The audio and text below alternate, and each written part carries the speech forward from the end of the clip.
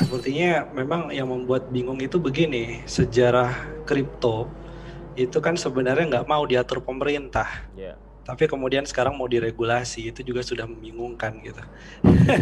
Mas Chef Arnold pasti ketawa itu kalau baca sejarahnya kripto gitu ya, Satoshi Nakamoto. Jadi kalau sekarang kemudian dibuatin bursa, mau diregulasi, itu justru against dari kripto sendiri, itu pertama. Yang berikutnya lagi, ya terkait dengan masalah underlying value atau setiap transaksi itu harusnya ada underlying asetnya. Memang sekarang era digital, tapi kalau kita melihat ya, biasanya melihat dalam rentang waktu yang cukup panjang, misalnya soal Bitcoin nih, salah satu kripto yang cukup terkenal, itu underlying value-nya naik turunnya cukup tinggi. Memang percaya bahwa blockchain adalah masa depan. Blockchain ini sudah diadopsi di banyak sekali teknologi.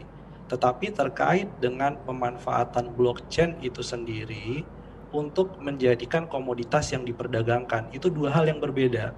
Karena kalau kita lihat periode historisnya, Desember 2017 itu, harga Bitcoin itu pernah mencapai puncaknya saat itu 17.370 US dollar per koinnya. Kemudian anjlok sampai 3.452. Hanya dalam kurun waktu 1 tahun, artinya bisa turun sampai 80%.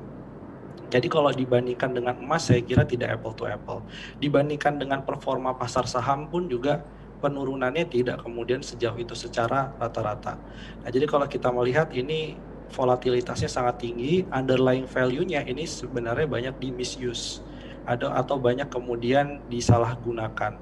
Jadi seakan-akan blockchain itu dianggap sebagai teknologi masa depan, semua sepakat soal itu, tetapi memperdagangkan aset dari blockchain itu dua hal yang berbeda. Karena di situ pasti ada volatilitas dan ada aksi spekulasinya. Kemudian tadi transaksinya tidak ada otoritas yang bisa mengatur. Bank sentral mana dan pemerintah mana memfasilitasi perdagangannya mungkin bisa, tapi terkait siapa yang borong dalam jumlah besar, digunakan untuk transaksi apa, karena ini secara global, tidak ada satupun otoritas di dunia yang bisa mengatur itu. Nah, sehingga salah satu kelemahan, karena memang intinya awalnya tidak ingin diatur oleh pemerintah, muncullah kemudian fenomena transaksi penculikan, bayarnya menggunakan kripto. Kemudian narkoba ya di Meksiko itu juga menggunakan kripto. Negara yang kena sanksi, kenapa sih ada negara kemudian yang mendukung kripto? Ini juga jadi salah satu faktornya karena dia dapat sanksi. Misalnya Venezuela dapat sanksi ekonomi dari Amerika Serikat. Rusia misalnya juga mendapatkan sanksi dari Amerika Serikat atau negara-negara barat. Sehingga mereka menggunakan kripto ini sebagai channel untuk melakukan money laundry, untuk melakukan transaksi-transaksi sehingga tidak dilihat oleh otoritas.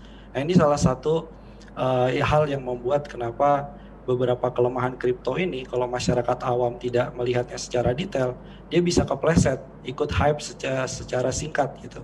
Kemudian saya melihat juga kalau tadi disebutkan per hari ada transaksi nilainya 1,7 triliun, merupakan sebuah potensi yang sangat besar.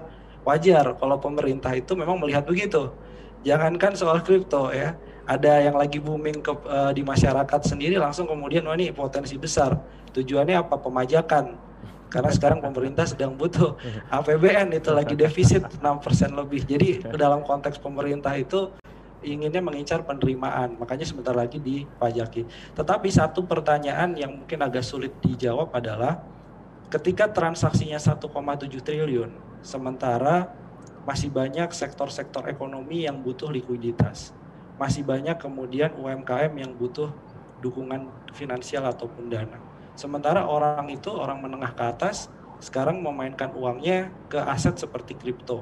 Artinya uang itu berputar di antara uang-uang gitu, tidak kemudian masuk ke dalam investasi ke sektor real. Saham masih mending kan, perusahaan butuh pendanaan di IPO dibeli oleh investor. Artinya uangnya digunakan untuk produksi. Walaupun di situ ada spekulasi. Tapi untuk yang kripto ini, nah ini yang jadi masalah adalah uangnya kemana nih? Apakah digunakan untuk transaksi secara real? Karena orang berinvestasi, orang berdagang kripto. Nah, bagaimana serapan tenaga kerjanya kalau kita bicara soal itu? Dan yang terakhir Mas, terkait dengan kritik menurut saya yang paling esensial sekarang adalah kripto ini tidak bersahabat dengan lingkungan. Kita sekarang arahnya kan green economy. Anda sejalan dengan Elon Musk nih ya? Oh enggak, soal itu Elon Musk baru sadar terakhir kan. Udah dibisikin kritik soal Elon Musk soal energi ini ya, Tesla kemudian memutuskan untuk nggak pakai pembayaran kripto, saya kira agak telat. Karena kritik ini sudah lama, melihat penambangan Bitcoin, penambangan Ethereum, penambangan aset kripto yang cukup masif, itu energinya luar biasa, setara sama Argentina. Konsumsi listrik Argentina satu negara itu. Jadi apakah kita ingin misalnya mendorong perdagangan suatu aset yang dalam jangka panjang ini justru against dari environmental friendly. Itu another issue, tapi itu penting juga. Itu mungkin sedikit masukan. Terima kasih.